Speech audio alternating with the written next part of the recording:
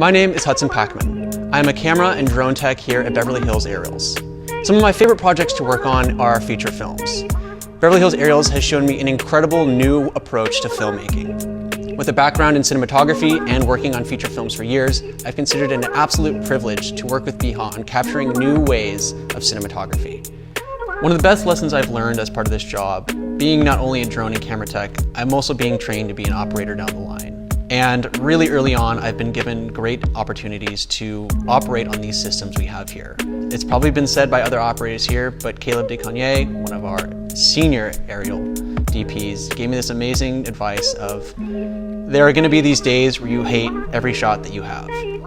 And really early on in the beginning, I hated every single shot that I've done. I still hate some of the ones I do now, but thankfully they're all in practice.